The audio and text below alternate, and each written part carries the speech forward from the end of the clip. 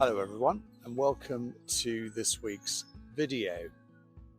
Someone a little older than me told me the other day that they've instituted a new rule at dinner parties about the length of organ recitals. Observing my puzzlement that their house wasn't big enough for a pipe organ, and as far as I knew they had no musical friends, they explained further. By organ recital, they meant the litany of complaints about each other's deteriorating health. They had agreed it was to be limited to 15 minutes each time. A few months previously, I had had to stop myself in conversation with a friend on the phone when we realised we'd spent the previous half hour talking about our own ailments.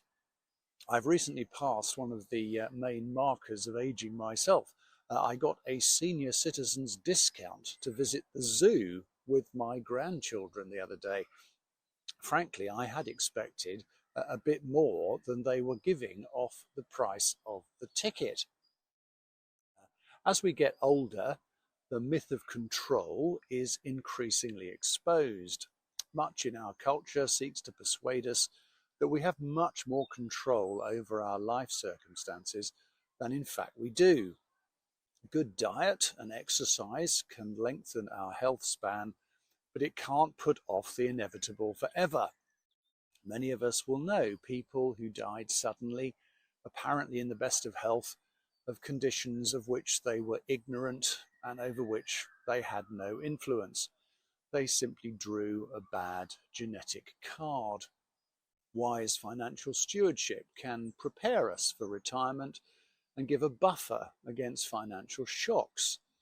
But the interconnectedness of the global financial system mean that major financial shocks affect everyone, however prudent they might be.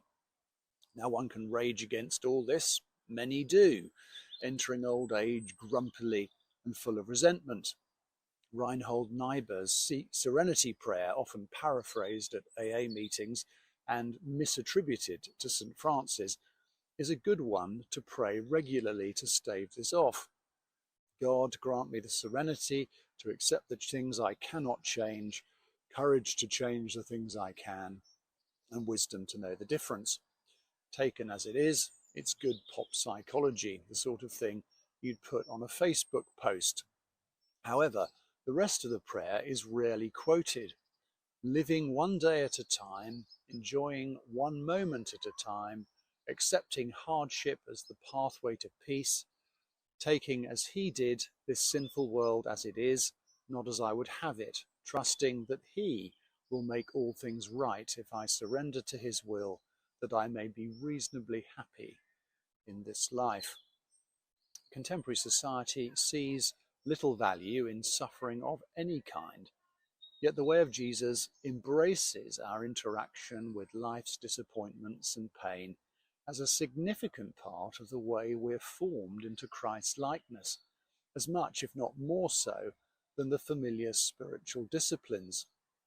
Job's journey is a paradigm of this. From a place of success by every contemporary measure, his life quickly descends into hell, quite literally. He suffers alone.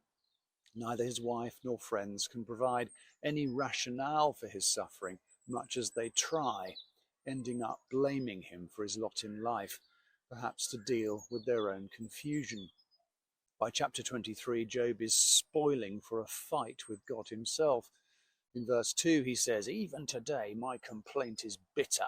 His hand is heavy in spite of my groaning. If only I knew where to find him. If only I could go to his dwelling, I would state my case before him and fill my mouth with arguments. I would find out what he would answer me and consider what he would say to me." Operating from a spirit of entitlement that a life of ease can easily inculcate, he effectively demands God should justify himself. Contemporary culture screams at us through every channel that the world should revolve around us. We're not well prepared for the challenges of declining health that accompany aging. The human demand that everything should go our way crashes against the rocks of biological reality. However, in this challenge, as with any other that life throws at us, we are comforted by the promise of the Lord's constant accompanying presence. We never suffer alone. All our life experience takes place within the envelope of hope. In all things, God is working for good in those who love him, says Paul in Romans chapter 8. The greatest good is to be prepared to know God and enjoy him forever. This is where ultimate fulfillment and joy is to be found. A spirit of entitlement is just another manifestation of pride, the root of all sin. As Dr. Larry Crabb said in the title of his masterful book on Ruth, Shattered Dreams, the Unexpected Path to Joy, serenity and peace may require a dealing with reality as it is, not as we demand or even wish it should be.